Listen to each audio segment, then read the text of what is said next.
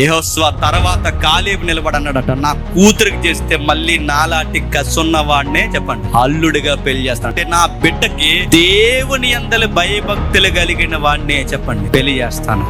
ఇప్పుడు నేను అడుగుతున్నాను, ఏ పెళ్లిళ్ళు చేయాలన్నా, ఎలాంటి బంధాలు మనకు కలుపుకోవాలన్నా, మన బిడ్డలతో ఎలాంటి ముడులు మనకు జరగాలన్నా సూత్రం ఒకే ఒకటే మళ్ళీ చెప్తున్నాను.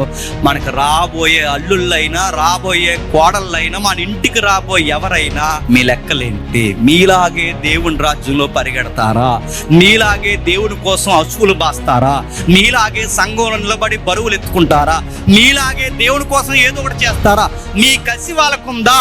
అలాంటి వారిని మీరు తీసుకురాకపోతే, ఇలాంటి అల్లుళ్ళు మీకు వస్తే మీ కూతుర్ని అన్యుల్ని చేసేస్తారు. నేను మళ్ళీ చెప్తున్నాను, నీ కూతుర్ని మళ్ళీ చెప్తాను, వాళ్ళ మతాల్లోకి కలిపేస్తారు.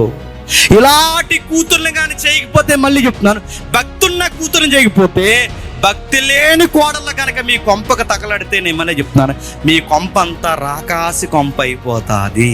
నీ కూతుర్లు చదివితే, నేను మళ్ళీ చెప్తున్నాను, దేవుడి కోసం చదవమని, గాలి తిరుగులు తిరగొద్దు. నీ కొడుకులు చదివితే, నీ కొడుకులు దేవునికి పేరు వచ్చేలా చదవమను. ఏదో బిల్డప్లు ఇచ్చుకుంటూ తిరగొద్దాను. నీకు అల్లుళ్ళు వస్తే, నీ అల్లుళ్ళు దేవునికి పడి గౌరవం తెచ్చే ఉన్నతమైన స్థితిలో నిలబడి దేవునికి సాక్ష్యం చెప్పాలి. అబ్బాయి అని చెప్పు.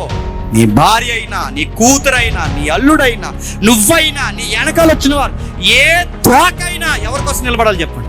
దేవుడు దేవుడు దేవుడు దేవుడు. ఆ మనిషి ముందు ఎవరైనా సరే ఆ దేవుడి కోసం నిలబడకపోతే ఊరుకోవడం. మనము మన పిల్లలు సండే స్కూల్కి రాకపోతే ఎంత నైస్గా చెప్తాము. అదే స్కూల్కి వెళ్ళకపోతే నెలకు 10,000 కడుతున్నాయి కదా, ఈ పివానం అవుతుంది, రేపు కానీ స్కూల్కి వెళ్ళదని చూసేయండి, అది బస్సుకి చేద్దాం బ్యాగ్ తగిలిచ్చి అంటాం. అదే ఆడు కనుక సండే స్కూల్కి రాకపోతే, సండే స్కూల్కి రావాలి కదా నాన్న అన్నాం. ఈ ఎదవలోకివే చెప్పండి అలా తయారు. నువ్వు అన్ని విషయాల్లో సీరియస్గా ఉన్నప్పుడు దేవుడి విషయాల్లో ఎందుకు వాడికి సీరియస్నెస్ నేర్పించట్లేదు? వాళ్ళకి అర్థం అవ్వాలి. అమ్మో, నేను బైబిల్ చదవకపోతే మా అమ్మ సీరియస్ అవుద్ది, నేను ప్రేయర్ చేసుకోకపోతే మా అమ్మ సీరియస్ అవుద్ది, నేను ఇది చేయకపోతే, నేను చర్చిలో సండే స్కూల్, ఈ ఫైర్, ఈ ఫియర్ వాళ్ళకి ఎందుకు రావట్లేదు?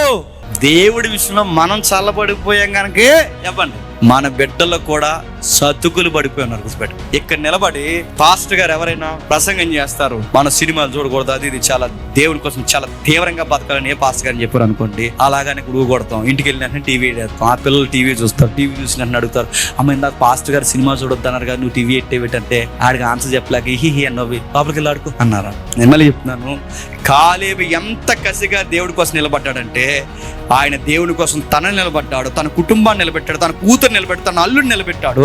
రాబోతున్న ఇజ్రాయేల్ జనాంగానికి తన కుటుంబం తరపున ఒక జడ్జిని రెడీ చేశాడు. ఆ జడ్జే చెప్పండి ఒత్తిని.